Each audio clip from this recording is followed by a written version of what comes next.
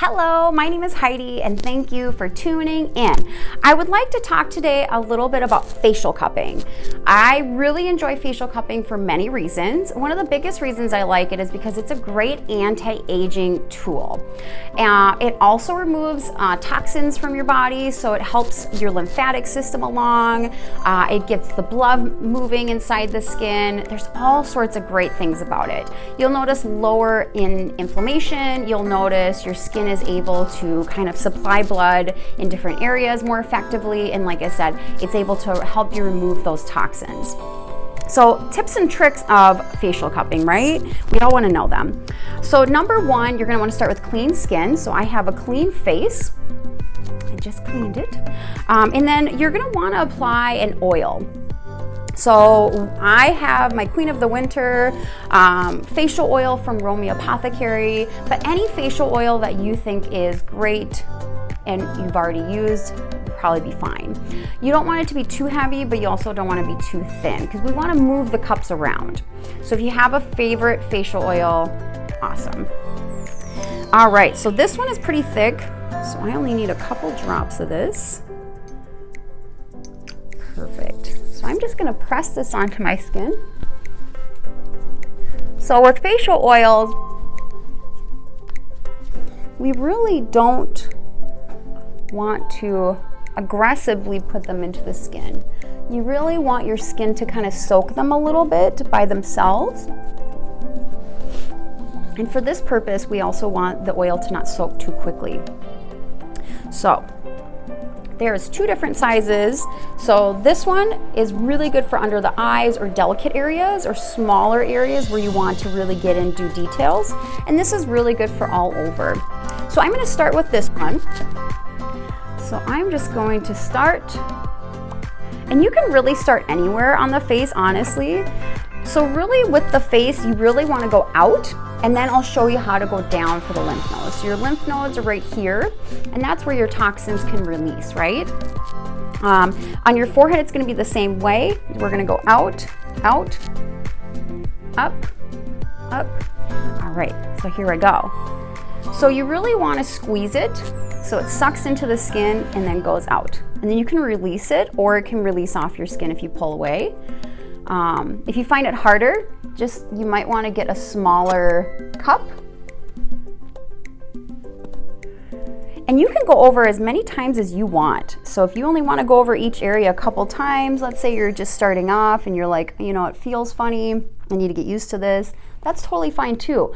Any amount of cupping you can do on your skin is going to be better than nothing, right? So you can kind of hear it making noises, totally fine. As you can see, my skin gets a little pink, that's totally normal. So if you want to go down, this will help with lymphatic drainage. Perfect.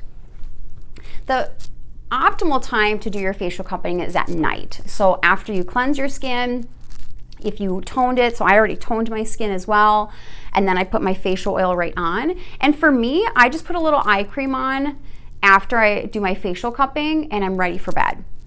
So that's kind of why I like to do it at night too, because it's really fast, really easy. You can mix it in with your nighttime routine really fast as well. You could do facial cupping as often or as little as you want. Sometimes if I feel like I've had like maybe too much going on and I have a little bit of inflammation in my skin, I'll do it like 3 times a week. I definitely do not suggest you maybe doing it every day to start off with. I would probably maybe do it every other day and see how your skin reacts, see how you like it, and then go from there. So I'm going to show you guys about the little one. So this little one, we really want to be careful because the skin underneath the eyes is very delicate. I'm going to go along. This one's much smaller, so the suction is going to be a little bit more precise. Now let's say you're like, I have some fine lines, wrinkles right in the middle of my brows. You can kind of go in there and do a little bit more detail. So our whole body is covered in fascia. Fascia, if you can imagine, is the connective tissue that connects your muscle to the skin.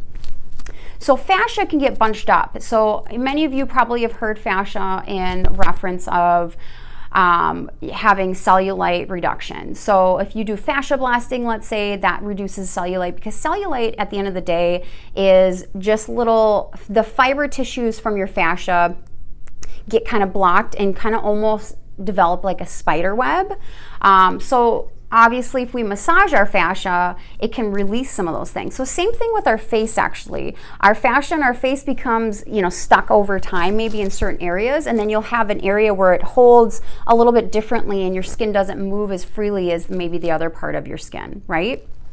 So facial cupping is one of the tools I like to use to kind of release my fascia and help my fascia along. And that's also something that helps with your lymphatics as well. So there's so many reasons that I love facial cupping. I believe it's truly good for anti-aging. I also believe it's really good for moving fluids along, and so many things. But it's also relaxing. So if you do it, you get really good at it, and you kind of find different curvatures in your own face that work for you. This one you could totally use the whole face, right? You can use it everywhere. Just might take a little longer, whereas this one's a little bit more efficient. And yeah. All right, I hope that was helpful. I hope you guys try facial cupping at home, and I hope you get great results. And thank you for tuning in.